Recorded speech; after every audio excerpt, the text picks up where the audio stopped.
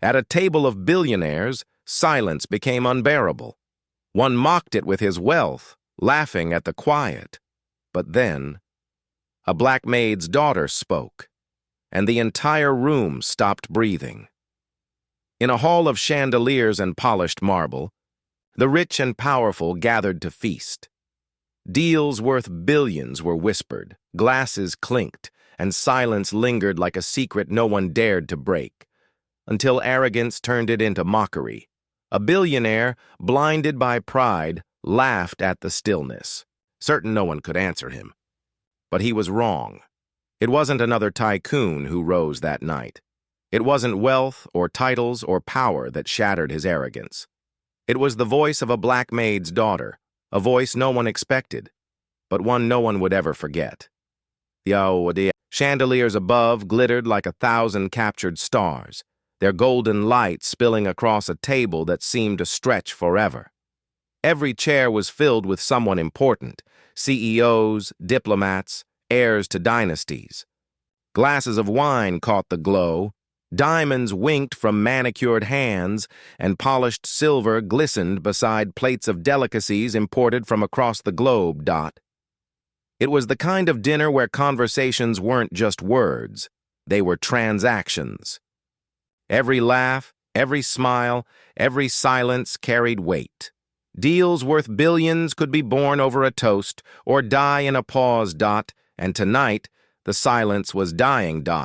It wasn't the usual silence of fine dining, poised, elegant, restrained. This was different. This was heavy, awkward, unsettling.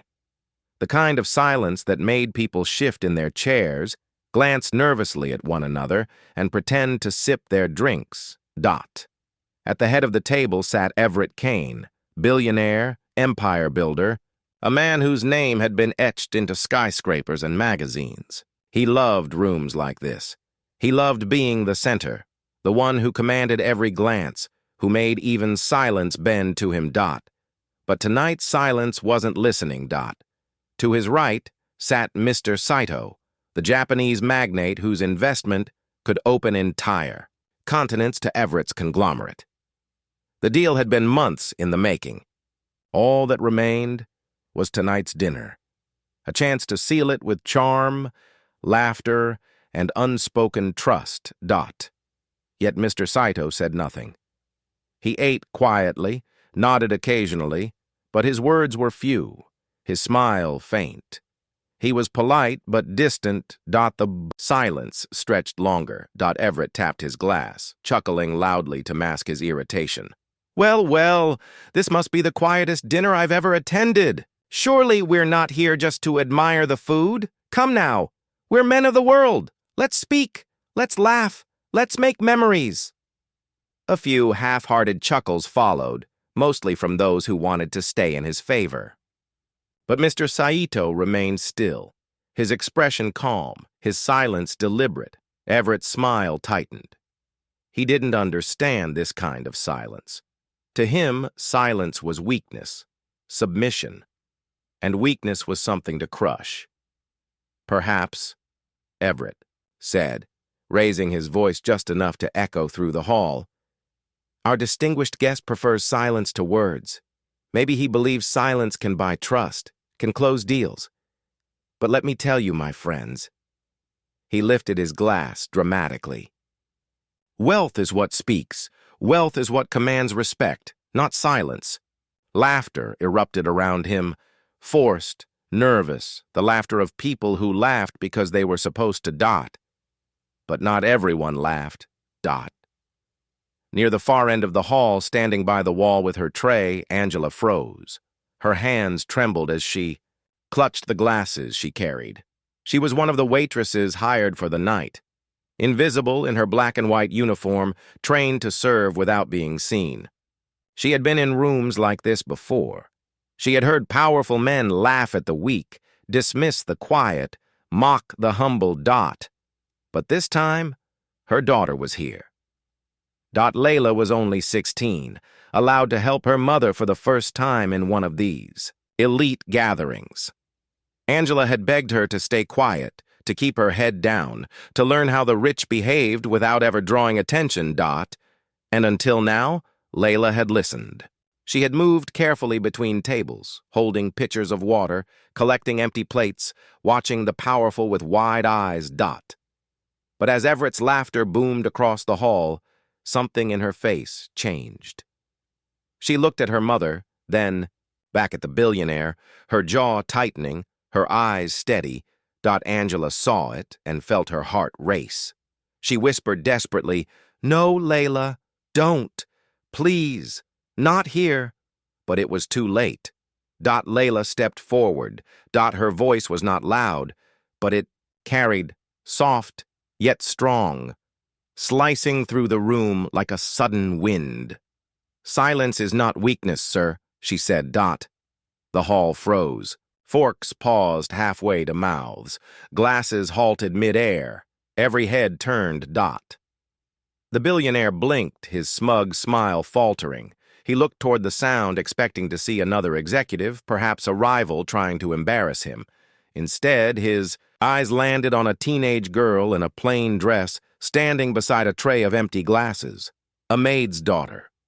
Everett's laugh returned, brittle this time. "And who, may I ask, are you?" Layla's hands trembled slightly, but her gaze never wavered. "No one important, sir. Just a maid's daughter." Her mother's heart sank. She wanted to pull her back, to silence her before the wrath of wealth crushed them both. But something in Layla's tone stopped her. There was no fear in it, only truth. Layla continued, her voice steadier now. "But you're wrong. Silence doesn't mean there is nothing to say. Sometimes it means there is too much to say. Sometimes silence is respect. Sometimes silence is wisdom. And sometimes silence is strength." The words hung in the air, The laughter that usually followed Everett Kane's jokes was gone. The murmurs that often filled his pauses had vanished. For the first time that night, silence didn't belong to him. It belonged to her. Mr. Saito, the man Everett had mocked, finally lifted his head. His eyes met Layla's. A faint smile curved at the edge of his lips. Not mockery, not amusement, but respect. Everett's jaw tightened. His pride burned. This was his night, his stage, his deal. And now, a child, a maid's child, had dared to challenge him. He slammed his glass on the table, forcing a laugh that rang hollow. Well, the help has opinions. Isn't that something? Tell me, little one, do you also plan to teach us how to run companies? How to make billions?" Layla's lips curved into the smallest of smiles. "No, sir, I can't teach you how to make billions, but maybe I can remind you how to keep respect. Because without that, billions don't matter." A ripple spread through the hall. Some guests lowered their eyes, ashamed of the laughter they had shared moments before. Others exchanged glances, silently acknowledging the courage of the girl, who had spoken what none of them dared to say. Angela's hands shook, tears welling in her eyes. She had feared her daughter would bring shame. Instead, she had brought dignity. And Everett Kane, the man who believed wealth commanded the world, found himself for the first time without a single word. The chandelier still glimmered above, but its brilliance no longer commanded the room. The focus had shifted entirely, all eyes fixed on the young girl standing at the far end of the table. Layla's words still floated in the air, refusing to vanish. Silence, once Everett Kane's tool, had been stolen from him by a maid's daughter. Everett's jaw clenched, his fingers drumming against the polished mahogany. He was not a man accustomed to being challenged, least of all by someone so far beneath him in his carefully constructed hierarchy of power. To him, the rich spoke, and the poor listened. That was the natural order. Tonight, that order had been broken. He forced a smile, wide but brittle, and leaned back in his chair. "Well," he said loudly, "what a revelation! Who knew the future of business negotiations lay in the philosophy of Maid's children? He raised his glass again, expecting laughter to follow like it always did. But laughter did not come. The guests shifted uncomfortably. A few glanced at Mr. Saito, their unease clear. Others avoided Everett's gaze entirely. The spell he usually cast on rooms had weakened, and everyone felt it. Everett's eyes darkened. He turned toward Layla again. "Tell me, child, do you know who I am? Do you know the power I hold, the empires I control?" Layla's voice was calm. "Yes, sir. You're Everett Kane. You have wealth beyond measure. But tonight, that wealth didn't stop this room from falling silent. Tonight, it wasn't your money people were listening to." A sharp intake of breath came from somewhere among the guests. Angela, standing at the wall, nearly dropped the tray in her hands. Her heart pounded so violently she feared everyone could hear it. She wanted to run to her daughter, to shield her, to beg her to stop before Everett's wrath consumed them both. But Layla wasn't finished. "You said wealth commands respect," she continued. "But look around this table. Do you see respect, or do you see fear? Do they laugh because your words are funny, or because they're afraid not to laugh?" Everett's face reddened, his composure cracking. The veins in his temple pulsed. No one had ever dared expose the truth of his power so openly, so simply. And then it happened. The one thing Everett hadn't expected. Mr. Saito, the Japanese magnate, chuckled softly. Not mockingly, not rudely, but with genuine amusement and admiration. He leaned forward slightly, folding his hands on the table. His eyes locked on Layla, as though seeing her more clearly than anyone else in the room. "Wise words," Mr. Saito said, his voice smooth, his English accented but firm. "Respect and silence." They walked together. He glanced at Everett, his expression polite but sharp. A man who cannot understand silence will never hear the truth. The words struck the room like a thunderclap. For months, Everett had tried to draw Saito out, to win his approval.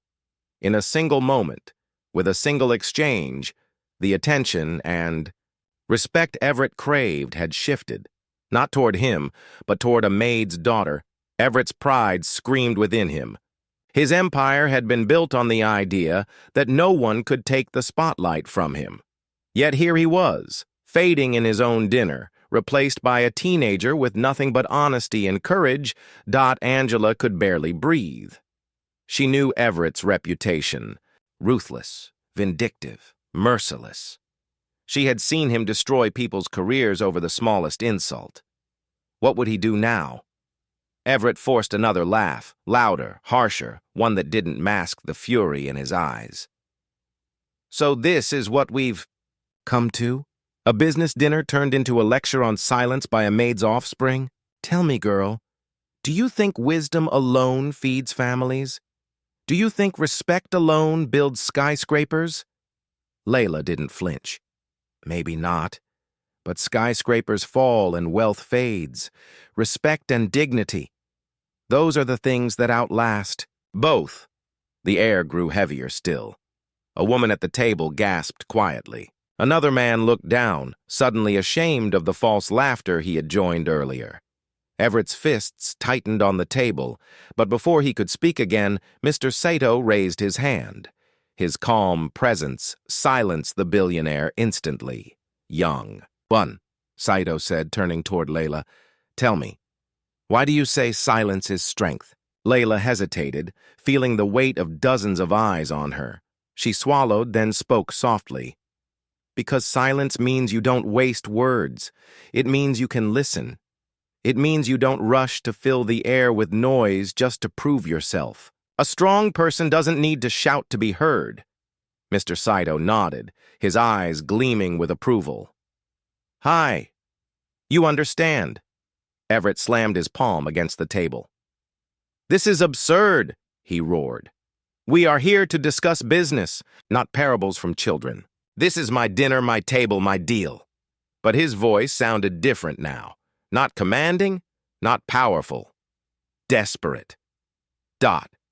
The room remained still, no one moving to support him. The authority he usually wielded so effortlessly had been shattered. Angela's hands trembled violently, her eyes darting between Everett and her daughter. She whispered under her breath, "Layla, please! Enough!" But Layla didn't step back. Something inside her had ignited, a fire that couldn't be put out. Everett leaned forward, pointing a finger at Layla. "You think you've silenced me? You think your little words matter? You're nothing. Your mother scrubs floors for men like me. You serve tables. That is your place. Don't you dare forget it." The insult landed like a blade. Angela's face burned with humiliation, her throat tight with unshed tears. For years, she had endured the sneers, the condescension, the invisibility. But to have her daughter hear it, to see her daughter insulted in front of the world's richest, was agony she could barely stand. Layla Kama, however, did not falter. She looked at Everett with calm, steady eyes and replied, "Then maybe it's time men like you remembered something too. Money can buy a table, but it can't buy respect to fill it." The hall went utterly still. For the first time in his life, Everett Kane, the man who owned empires, who silenced rooms with a glance, had been silenced himself. Not by wealth, not by power, but by the unshakable truth spoken by a maid's daughter. And the deal he had fought months for now hung by a single thread, not his, but hers. The golden chandelier swayed slightly, as if the air itself trembled from the words just spoken. Layla stood small in size, yet immense in presence, her voice echoing in the minds of everyone at the long banquet table. The billionaire, Everett Kane, sat stiffly in his leather chair, his face pale beneath the flush of rage. Never in his empire-forged life had he been challenged like this. Not in boardrooms, not in negotiations, not even in politics where he bought and sold influence, like a stock. And yet here, in his own orchestrated dinner meant to impress the Japanese magnate, Mr. Saito, he had been undone. Not by another titan, not by a rival CEO, but by the daughter of a maid. Angela's heart pounded in her chest. She clutched the tray in her trembling hands, trying not to collapse under the weight of fear. Every second her daughter spoke felt like a leap into a fire that could consume them both. She had taught Layla to be strong, yes, but never imagined her strength would be tested like this. Mr. Saito's eyes, however, had not left the girl. His face was calm, unreadable, but his attention was sharp, as though her words had unlocked a hidden key he had been waiting to hear. The other wealthy guests exchanged uneasy glances. Some looked almost ashamed, as though the child's courage had revealed their own cowardice. Everett leaned forward, voice low and venomous. "You speak boldly, girl, but let me tell you what the world does to bold little nobodies. It chews them up. It crushes them. Do you really think anyone here will remember your words tomorrow?" Layla's chest rose and fell with steady breaths. She felt her mother's fear, felt the weight of Everett's towering anger. But something deeper carried her forward, a truth she could not swallow, not tonight. "They'll remember," she said softly, "not because I'm powerful, not because I'm rich, but because I spoke what everyone else was too afraid to say." A hush fell so complete that even the clinking of cutlery ceased. Somewhere at the far end of the table, a guest shifted nervously, the chair creaking loud against the silence. Mr. Saito finally spoke. His voice was measured, deliberate, each word chosen with precision. "In my country, we have a saying, 'The loudest man in the room is the weakest.'" His gaze flicked toward Everett, then back to Layla. "Tonight, wisdom has not come from wealth. It has come from courage." Everett's hand slammed the table. Glasses rattled, silverware jumped. "Enough!" he roared. His mask of charm and control was gone. All that remained was raw fury. "This child dares humiliate me in front of my guests? Do you think this makes you strong, Saito? Allowing some maid's brat to preach philosophy in a business meeting? The venom in his words made Angela flinch. Tears burned her eyes, but she swallowed them down. She couldn't crumble. Not now. Not in front of her daughter, Dot. But Layla didn't flinch at all. She stepped closer to the table, her eyes level with the billionaire's fury. Respect isn't given to those who shout the loudest. Respect is earned by those who listen. You said money builds empires, but an empire built on fear is nothing but a house of cards. Gasps echoed around the table. One of the women covered her mouth. A man looked down at his plate, his cheeks burning. The truth was piercing, undeniable. Everett surged to his feet, towering over the girl. His shadow fell across her, massive and threatening. "Do you have any idea who I am?" he hissed. Layla met his glare without wavering. "Yes. You're a man who has everything, except the one thing he can't buy." Everett's lips curled. "And what is that?" Layla's answer came clear, ringing like a bell in the cavernous hall. "Respect." The word hung heavy in the air, sharp, unavoidable, unforgiving. For a long moment, no one moved. No one dared breathe. Everett stood frozen, his face a storm of disbelief and rage. And then, the unthinkable happened. Mr. Saito began to clap. It was slow, deliberate.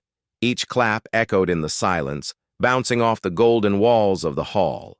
His expression was calm, but his approval was unmistakable. The other guests looked around, uncertain, but then, one by one, they joined. A ripple of applause filled the room, hesitant at first, then growing stronger. Some smiled faintly at Layla, others bowed their heads slightly, as if acknowledging her courage. Angela's knees nearly buckled. She covered her mouth with her hand, overwhelmed with shock, pride, and fear all at once. Her daughter, her sweet Layla, had just won over a room full of the richest, most powerful people in the world. Everett's fury burned hotter. He raised a hand sharply, and the applause died instantly. His voice was venom wrapped in ice. "Enough of this nonsense. I will not be mocked in my own house." He turned sharply to Mr. Saito. "You came here to discuss business, not parables, so let us return to why we are here." But Saito did not turn to him. Instead, he looked at Layla, then at Angela. His eyes softened. "Sometimes," he said, quietly, "business is not about numbers. It is about people." He straightened, his expression returning to cool formality. "And tonight, it seems the person who has spoken with the most clarity is not you, Kane." Everett's face drained of color. His empire had always depended on control. Control of deals, control of narratives, control of people. Tonight, for the first time, he had lost control. Angela wanted to run to her daughter, to pull her close, to protect her from whatever storm was coming. But she stood frozen, torn between pride and terror. Layla Kama, however, stood firm. Her words had been spoken, her truth laid bare. Whatever came next, she would not regret it. The dinner table, once meant to seal Everett Kane's greatest deal, had become the stage of his deepest humiliation. And everyone knew. The night was far from over. Everett Kane's hand trembled as he gripped the back of his chair, though he masked it with the force of his anger. He was a man unaccustomed to defeat, yet defeat had seeped into this hall like a silent fog. And worse, it had not come from a rival magnate, not from a cunning competitor, but from the unlikeliest of sources. A child. A maid's daughter. The room seemed alive with tension. Guests sat still, their polished cutlery untouched, their wine glasses half raised but forgotten. Everyone knew they were witnessing something rare, something dangerous. The collapse of a giant and the rise of a voice no one had expected. Angela's heart thumped against her ribs, each beat louder than the last. She wanted to speak, to beg. Her daughter to sit down, to apologize before Everett's wrath boiled over, but her lips wouldn't move. She stood against the wall, paralyzed, her tray shaking in her hands. She knew Everett Kane's reputation. One word from him could destroy lives, and yet she couldn't deny the pride surging in her chest as Layla stood tall, refusing to break Dot. Everett finally sat, his movements sharp, controlled, but his jaw was tight enough to snap. He looked at Mr. Saito with forced composure. "You came here to discuss business," he said coldly. "I assure you my company offers what no one else can. Power, reach, wealth. This dinner has been disrupted, but that doesn't change the facts." Mr. Saito regarded him quietly, sipping his tea with the calm grace of a man unshaken. "Facts," he repeated softly. His gaze slid toward Layla. "But truth is not always found in facts. Sometimes it is found in voices others ignore." A low murmur passed among the guests. Everett's eyes narrowed. He turned his fury back to Layla. "And what truth exactly do you think you've brought here tonight? That arrogance is ugly? That respect is more than fear? Those are fairy tales, girl. The world runs on power, on money, on men like me. Do you honestly think anyone will remember your little speech tomorrow?" Layla's voice didn't waver. "Yes, because even if they forget my words, they'll remember how you looked when someone finally told you the truth." The billionaire's composure cracked. His hand slammed down on the table, rattling glasses, sending ripples through the untouched wine. His face twisted with rage, but beneath it was something else. The faintest flicker of fear. Fear that she was right. Angela closed her eyes for a moment, whispering to herself, "Please, God, protect her, Dot." Mr. Saito leaned forward slightly, his eyes sharp yet kind as he looked at Layla. "Tell me," he said softly, "why do you think silence is stronger than wealth?" The girl's chest rose with a deep breath. She met his gaze, her voice clear, steady. "Because silence can't be bought. It belongs to those strong enough not to fear it.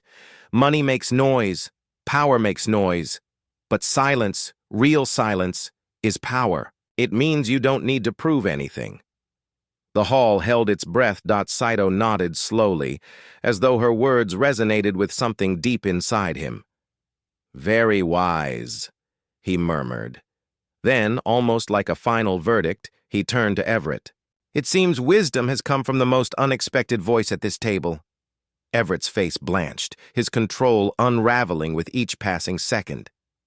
He could feel it, the respect he commanded slipping through his fingers, the narrative spinning away from him.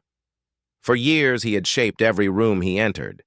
But tonight, in his own carefully crafted arena, the center of gravity had shifted. To a maid's daughter, Dot. He leaned forward, his voice sharp and venomous. "You think this makes you clever, girl? You think one speech makes you equal to me? You'll leave this hall tonight and you'll still be nothing. Do you understand that?" Nothing. Angela flinched at the cruelty. She wanted to scream, to throw herself between them, but before she could, Layla spoke, her voice softer than before, but every bit as steady. "Maybe I'll leave with nothing," she said, "but tonight, you've shown everyone here that even with everything, you still have less." The words pierced like a blade, gasps rippled through the guests. A few even looked at Everett with something close to pity. Pity for a man who had all the wealth in the world, but none of the dignity a child could carry. Everett's fists curled so tightly, his knuckles whitened. He opened his mouth to lash back, but no words came. For the first time in his life, he was utterly, devastatingly silenced. And then, Mr. Saito rose. The quiet man, whose silence had been mocked just an hour earlier, now commanded the entire hall, without speaking a word. All eyes turned to him as he adjusted his suit and looked at Layla. His expression softened into something rare. Respect. "You have spoken truth," he said gently. "And truth is the foundation of trust. Tonight, I have seen who speaks for ego and who speaks for wisdom." Everett straightened, trying to salvage control. "Mr. Saito, don't be fooled by theatrics. This girl—" But Saito cut him off with a single raised hand. "Enough, Kane." His voice was calm, but there was no mistaking the authority in it. "Respect cannot be demanded. It must be earned. Tonight, you demanded it and failed. She, without title, without wealth, earned it." Everett froze, words trapped in his throat. Angela's breath hitched. Did she hear right? Had Mr. Saito just chosen her daughter over the billionaire himself? Saito gave Layla a small bow of acknowledgement, a gesture so profound in its simplicity that the entire hall gasped. Then he turned to Everett, his tone cool and final. "I will not be doing business with you." The words fell like a gavel. Final. Irrevocable. Everett staggered back into his chair, his empire crumbling in the eyes of those who mattered most. The greatest deal of his career, gone. His power, his image, shattered by the very silence he had mocked, and all because of a black maid's daughter who had dared to speak. Angela's tears spilled freely now, pride flooding her chest. Layla had not only defended dignity, she had changed the course of the night, of their lives. The hall remained frozen, the weight of what had just unfolded pressing down on every soul. Present. And though the night was not over, one truth was undeniable. Everett Kane, the untouchable billionaire, had fallen. And in his fall, a maid's daughter had risen. For a moment, no one in the grand hall moved. The chandelier glowed above, the wine sat untouched, and every guest remained frozen in the weight of what they had just witnessed. A titan of wealth, Everett Kane, had been silenced.